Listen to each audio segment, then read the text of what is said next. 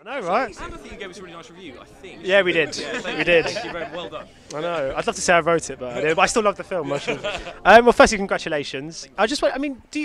Next Goal Wins kind of appeals to the underdog sort of spirit, and I just wonder, when you found out about this story and that you would have access to this team, you must have just been thrilled. It's just prime for documentary filmmaking, isn't it?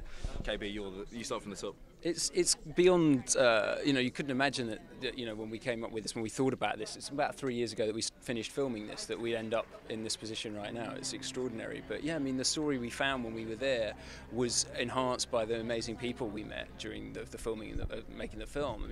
We without them, it wouldn't have been anything like the story we were able to tell. So it really feels like an underdog story.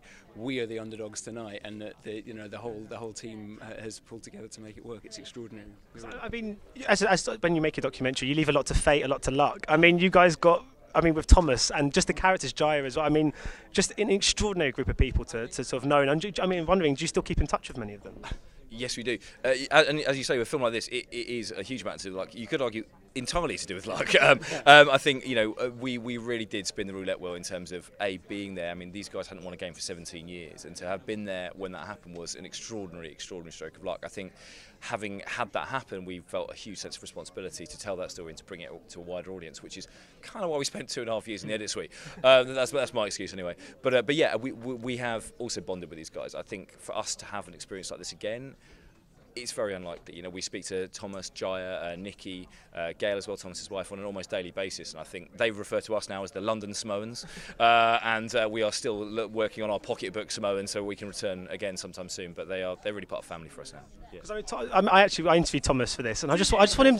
I just want a long interview. Yeah, it really was. We interviewed him a few times, and it drags on. Yeah. I just think someone should give him a job in English football, to be honest with you. But he just got a new job yesterday, Friday. The Tampa Bay appropriately named Rowdies. So he's obviously meant for this team, so hopefully you can take him on to do good things as well.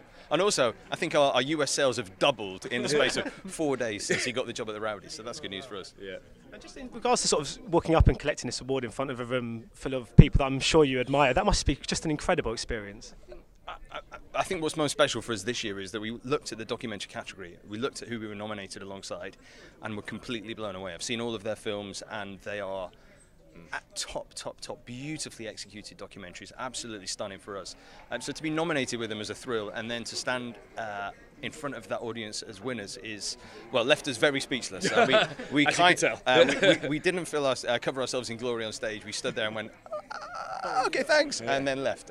But I think it says a huge amount about documentary making in the UK right now, or in the British film industry right now, but the British film industry as a whole. It feels like a very, very strong time, and we're excited to play a small part in that, I suppose.